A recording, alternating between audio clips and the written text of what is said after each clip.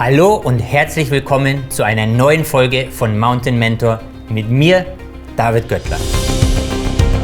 Nach über 20 Jahren in den hohen Bergen der Welt, unzähligen Expeditionen und Trekkings will ich meine Erfahrung mit dir teilen und hoffe so, der ein oder andere Tipp und Trick hilft dir bei deinem nächsten Abenteuer da draußen.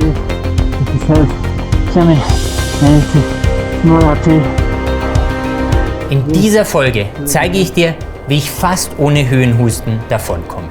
An dieser Stelle ein ganz großes Dankeschön an The North Face, die diese Serie erst möglich machen, und natürlich an dich fürs Einschalten.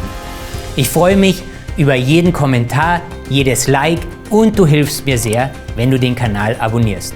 Und nicht vergessen, die Glocke aktivieren, wenn du keine Folge verpassen willst.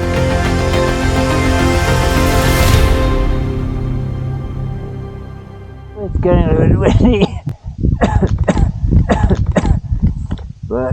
Okay, ein bisschen huste ich noch hier und da, aber im Vergleich zu früher ist das nichts mehr. Und das System, welches ich hier jetzt gleich erkläre, benutze ich auch in den Alpen oder wann immer es kalte und trockene Luft hat und ich trotzdem ordentlich trainieren will oder viel atmen muss. Das Problem ist, dass gerade in der Höhe und im Himalaya es oft sehr trockene und kalte Luft hat.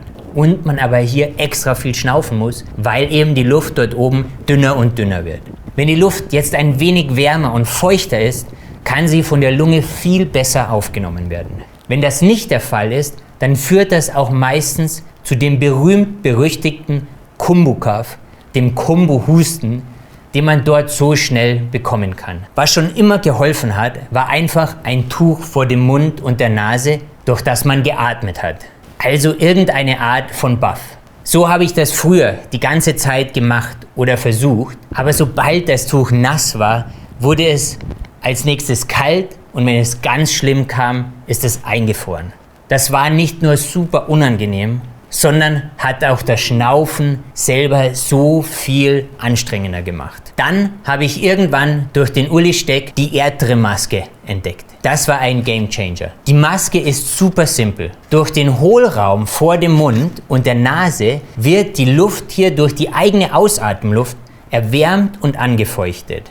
Den Filter kann man austauschen und aus verschiedenen Filtern auswählen, je nachdem, wie viel Luftdurchlässigkeit man braucht.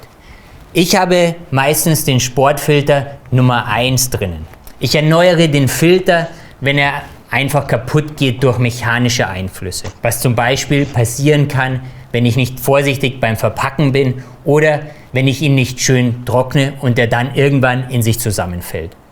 Aber beides kommt wirklich nicht so häufig vor. Heißt, circa 2 Filter pro Winter oder Expedition plane ich hier ein. Die Maske sitzt dann über dem Kinn und persönlich finde ich sie bequem und stört mich beim Sport wirklich nicht mehr. Ich denke, man muss sich aber wie an alles ein wenig dran gewöhnen. Dazu sollte man auch ausprobieren, welche Brillenmodelle am besten mit der Maske funktionieren. Ansonsten kann es sein, dass die Brillen beschlagen oder nicht richtig sitzen. Das ist der erste Baustein zu meiner Kein-Husten-mehr-Strategie. Der zweite und genauso wichtige Baustein ist der folgende.